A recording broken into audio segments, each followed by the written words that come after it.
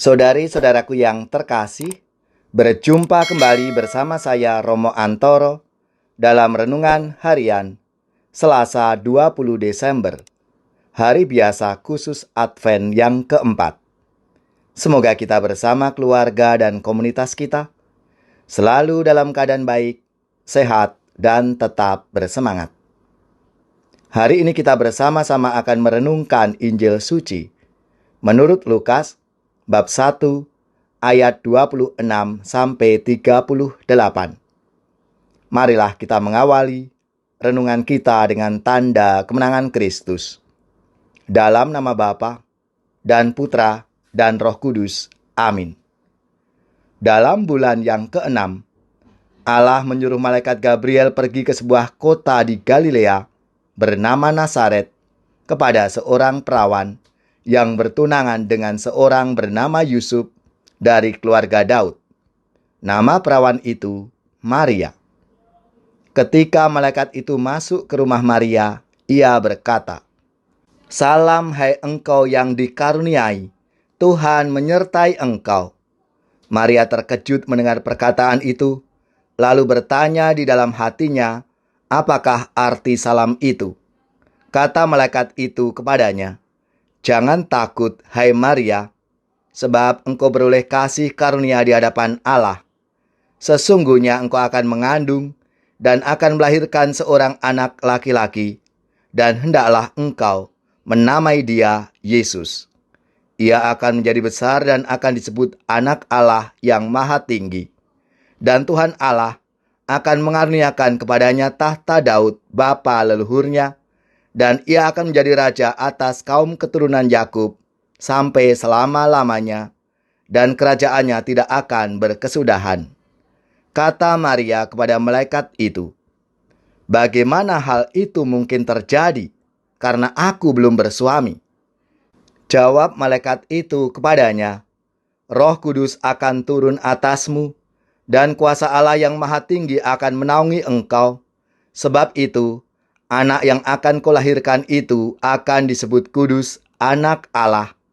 Dan sesungguhnya, Elisabet sanakmu itu, ia pun sedang mengandung seorang anak laki-laki pada hari tuanya. Dan inilah bulan yang ke-6 bagi dia yang disebut mandul itu. Sebab bagi Allah tidak ada yang mustahil." Kata Maria, "Sesungguhnya aku ini adalah hamba Tuhan. Jadilah padaku menurut perkataanmu itu." Lalu malaikat itu meninggalkan dia. Demikianlah sabda Tuhan. Terpujilah Kristus. Saudari-saudaraku yang terkasih, kalau kita merenungkan sabda Tuhan hari ini, betapa mengagumkan hidup yang dijalani Maria, seorang perempuan muda. Sebagai manusia biasa, ia dipilih Allah untuk menjadi ibu juru selamat manusia. Sungguh, merupakan suatu anugerah yang besar bagi Maria, karena rencana Allah itu diwujudkan melaluinya. Respon Maria menjadi teladan bagi kita. Ia tidak ragu-ragu menerima janji itu.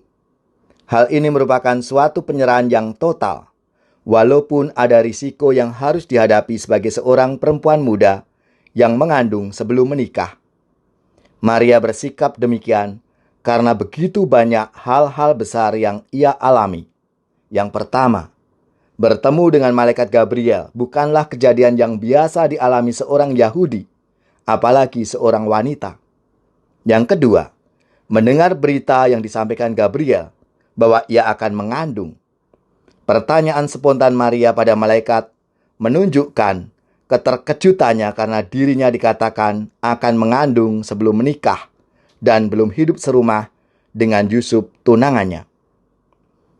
Lukas mengajak kita untuk merenungkan sikap Maria dalam menghadapi rencana Allah yang begitu mengagumkan itu. Meskipun tidak masuk akal dan belum pernah terjadi di dalam sejarah keselamatan Allah, Maria menerimanya.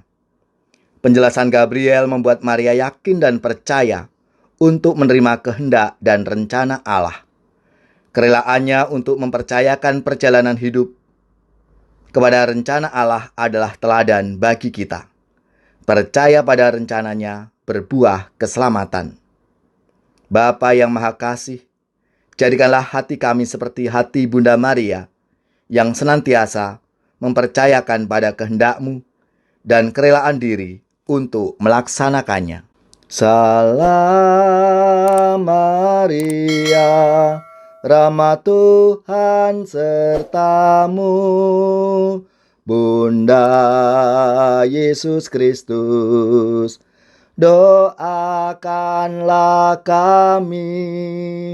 Salam Maria, Engkau Bunda Gereja, lindungilah kami. Doakan putramu. Salam Maria, Ratu surga dan bumi, terpujilah Engkau di sepanjang masa.